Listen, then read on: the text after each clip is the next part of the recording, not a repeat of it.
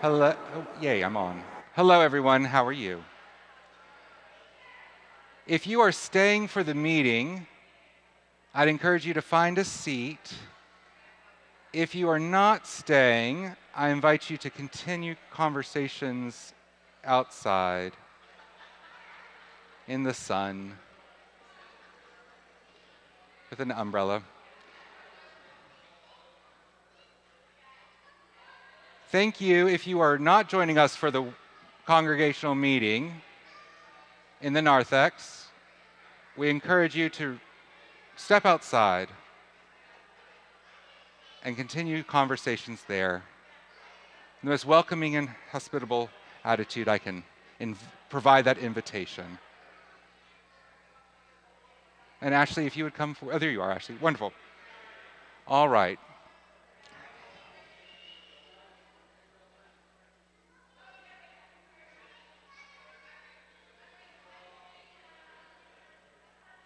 Goodbyes are so loud. Okay, all right.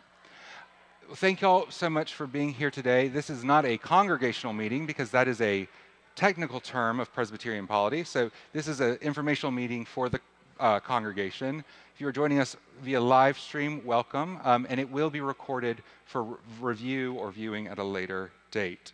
What I'd like to do today is talk a little bit about what these facility and security improvements will be, a little bit of the background. Ashley Hardy from the primary school will join us in that, and then we'll talk about what the actual work would be, and then sort of where we are in that process. And then we'll have time for questions and answers. So please we'll try to hold all questions until then. Thank you. Perfect. Ashley will speak to a little bit of this, but in 2024, the Sheriff's Office performed a security audit of the campus, and we found that we were very vulnerable. One, with presence, churches always are, schools always are, but we were particularly vulnerable due to the nature of our campus. There have been some incidences in the past within close proximity of our school and church that have been shown our vulnerability. We are very fortunate. Nothing has happened. I know one was an armed carjacking in the Vinoy parking lot, and they walked across our campus. Another is that we oftentimes have some of our homeless neighbors are walking through with large bags, not sure of what they're in that, and between police response and their movement, it is sort of difficult to discourage them from walking during school hours. But these are concerns for both the church and the schools. We are wonderfully partnered together in ministry, but also that we have lots of activities during the day. So this is not just for a school issue, or it's a church concern as well. And then the school board approached the session with this proposal for fencing and gates, which we'll talk a little bit more specifics in just a moment. Ashley Hardy, I'd like to invite you up to speak to sort of the school's perspective in some more specifics. Yeah, you hear.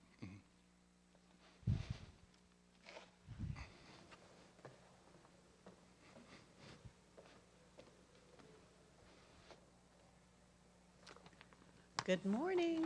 Thanks for having me here this morning. I kind of to echo Robert, the last couple of years, Pinellas County Sheriff's Office has implemented a new safety initiative aimed at giving private schools the same opportunities as public schools have in regards to security on campus. One of the opportunities that St. Pete Primary has taken advantage of is a site assessment done by the Sheriff's Office. And last August, we connected with Corporal Short, who came on campus with his team. He came before school and then also during school to complete his assessment. He looked at the perimeter of the property, the exterior of the buildings, as well as the interior of each building. Following the assessment, he shared a very comprehensive report with us, which we've already begun implementing. Many of his recommendations, such as implementing two-way radio communication, adding a lock to the office door with a buzzer entrance, updating some of our security protocols, lockdown training with the Sheriff's Department, adding Jeff Walton, who did security here at night for the church, as our new facilities coordinator, and he also serves as security during school hours. And then we've also added staff around campus during arrival and dismissal. Some of the areas that he complimented us on are the new fencing around the playground with the gates, the fact that we always keep our doors locked, that we have cameras in classrooms and around the property, the intercom system, which we've added to allow for quick communication around campus. And then also they were pleased with the current lockdown procedures that we had in place. His main concern regarding security was simply the accessibility of the campus, and he strongly recommended adding gates and fencing to be able to control access to the property during school hours. So my own children went through LCC Day School, which is a school similar to ours that is connected very closely with the church and shares property with them. And because their community, like ours, is very welcoming and inclusive, they were hesitant to add gates and fencing because they didn't want to look like a prison or make it appear that not all were welcome. However, even in the last couple of years, they have now added fencing and gates around their property. St. Raphael's Church and School has also done the same, as have many of the schools and church schools in our area. And I think schools that share property with churches have struggled with balancing security while also making people feel invited and welcome, because we want them to come here. So, but sadly, the reality is that most schools in our area are now fenced and gated. So we shared these concerns with the church, and we are very excited for this opportunity to continue the conversation and partner together to improve security on our shared campus. Thank you.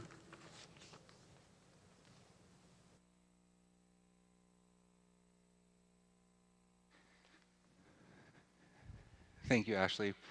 And so in June, on behalf of the schools, I presented this proposal for information to the session, and then we got, in July, we had the formal proposal. Can we go to the next slide? What was approved by session is 7 pieces in this phase 1. One is to replace the gate on the north breezeway of the sanctuary and the south breezeway of the sanctuary, where gates currently exist. They need to be replaced. They'll be in keeping with the style of the church, and they'll have a crash bar so that we can have emergency exits, but but we're able to lock it. We would install a gate at the top of the exterior stairs of the memorial garden, right where that stairwell goes down. We have a visual of this in just a moment. We add railings to the top of the existing memorial garden knee wall. This would be the similar style as this bronze railing that we have out there now. There would be a gate at the memorial garden at the sidewalk on 7th Avenue. And then we would install a fence and gate on 7th Avenue to enclose the youth center. And then install a gate to the opening between the north building and the sanctuary building on 8th Avenue near the dumpsters. First Presbyterian voted to pay for items 1 through 5, and then St. Pete Primary would pay for 6 and 7, primarily because that we could keep the aesthetic in some of our most important areas of the church. And so there it is. This will now be managed by the property committee. The work will be done, and then with conjunction with the finance committee to identify funds so that we can complete this work. There is a phase 2 that is suggested, and that involves the back half of the property. That will need to be approved. That work has not been designed out. And will need to be approved by session at that time when it is prepared. But that is just informing y'all that will be coming. If you look at the diagram, we have the green blocks are gates, and you'll see that there's a purple, and in this light it does not show the differential. The purple will be railings or fencing that will match the railings. and then the pink line is chain link fencing around where that youth center corner down to the office, the school office. If you have trouble seeing that, we can give you another visual that might be a bit more clear. So, next slide.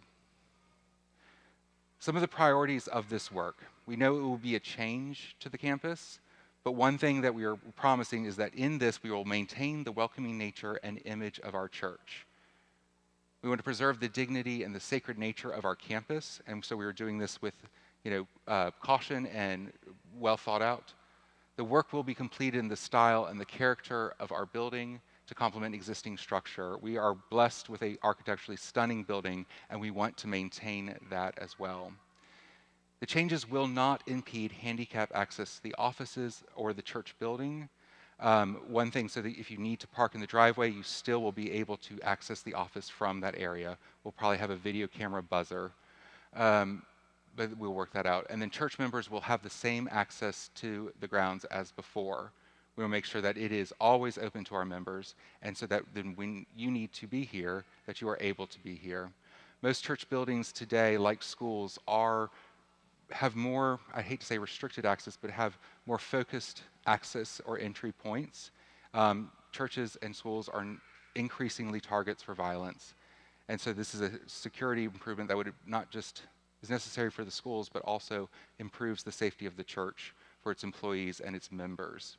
But we hope that the experience will not be the same. And on Sunday mornings, these will be open so that we can also provide easy flow for programming and worship.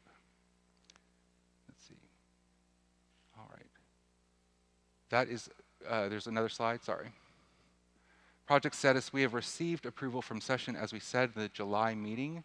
Currently, we are acquiring quotes from the project, and we're hoping that work would begin fall 2025, dependent upon whomever we select for the work, and then, of course, what this season may bring in terms of effects of storms. So this is that we're still within the planning stages. All right. Any questions or comments that we made? We need a microphone. Dave, could we get a microphone where I can repeat the question? Yes, ma'am.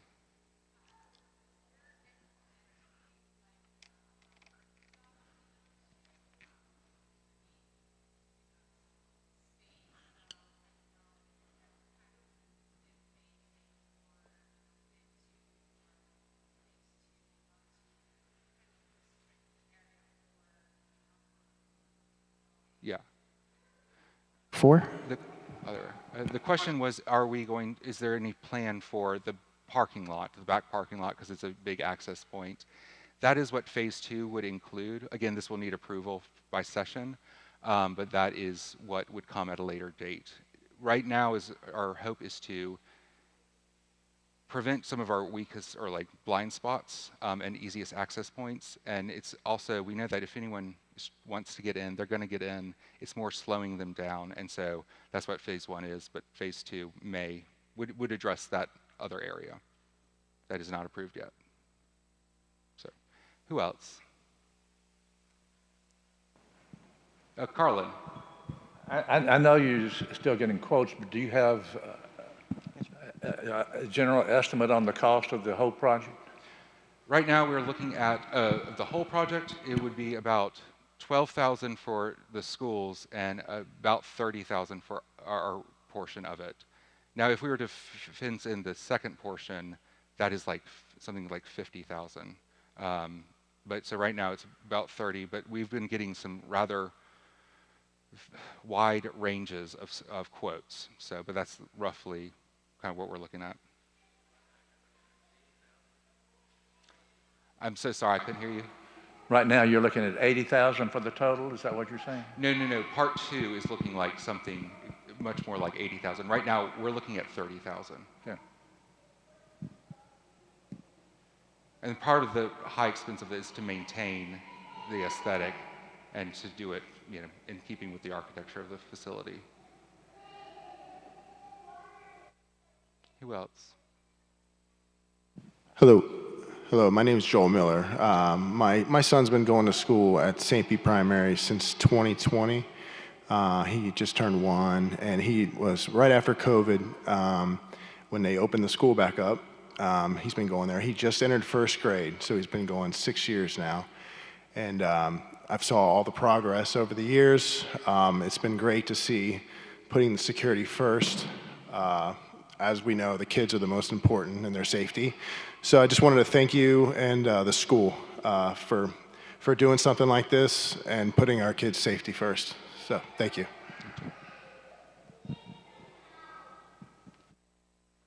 What other questions do you have? Comments, concerns?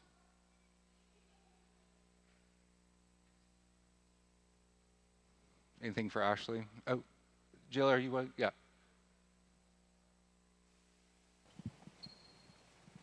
You said something about during the day access to the office from the driveway here. Yes. Those gates are going to be locked. Yes, but we'll have a buzzer and camera system so that Okay. People who need to park either in the grass lot or the driveway will be able to access Okay. get into the office. Okay, because when I come to work in the office, I can't climb those stairs. Right. So I have to walk through that hall. We want to maintain all handicap accessibility that the driveway provides. So Okay. that will absolutely, that's one of our first Okay. concerns that we're Okay, working through. thank you. Yes, ma'am.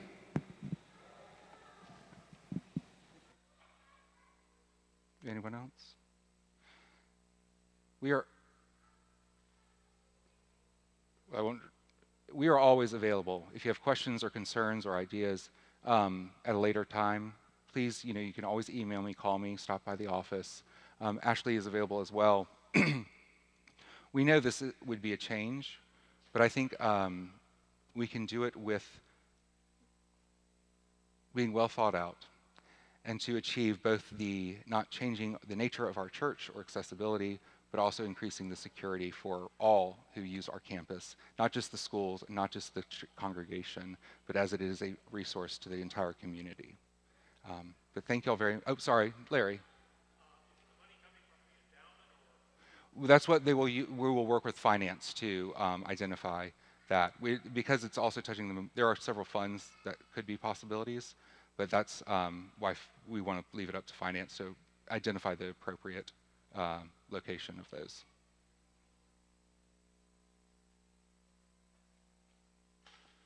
All right. Oh, sorry, Jenny.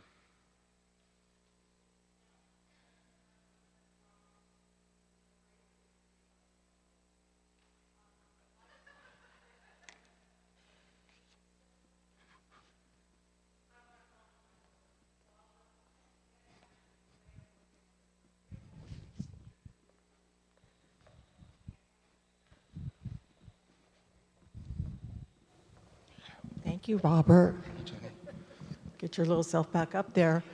I'm Jenny McCown, and I'm head of the property committee, and I just got this duty. I don't know, it was May, so I'm like month 3 into this thing. And I just want to compliment both Robert and Ashley on their ability to work together as a team with their board and with our session to create what we consider a better, secure campus.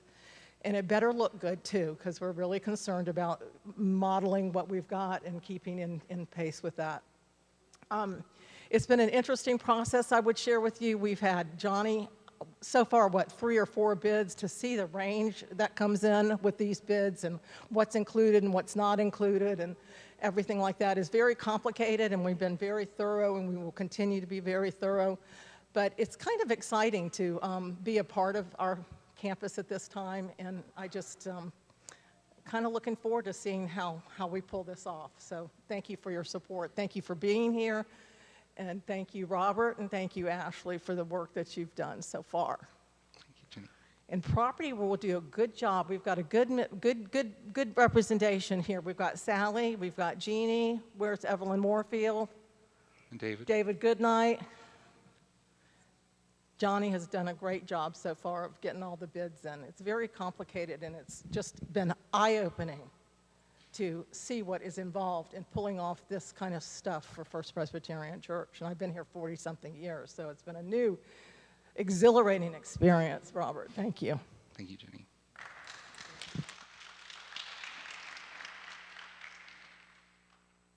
Any other thoughts people would share? Preference of color of gates? Please let us know. We're going to consider everything. No, we won't. We will consider what's tasteful and nice and in keeping with the style of the architecture, as we have promised. If there are no further, if there are no further comments or questions, as I said, we are available to you, so we want to make sure that we are doing this as a community and with transparency. So let me close in prayer, and then we may dismiss. Let's pray. Gracious God, we are grateful that you are ever present with us, whether it is in our worship, in our daily lives, in our work, in the tedious decisions, but also in the important ones. We're grateful that you always keep our lives secure and that you guide our actions so that we may keep all those here safe and secure. Be with us in times of change. We may not always agree, we may not always see eye to eye, but we understand that all truth and goodness is responsible to you, that in our work we seek to do your will, we seek to be a witness to your beloved kingdom, and we seek to welcome all and keep them safe while they are here. We're grateful for the gift of this facility, of this beautiful building, and of the way we can do ministry with our schools, with our church, and with our community. We pray all these things in your Son's name, Jesus Christ. Amen. Thank you all so much for being here.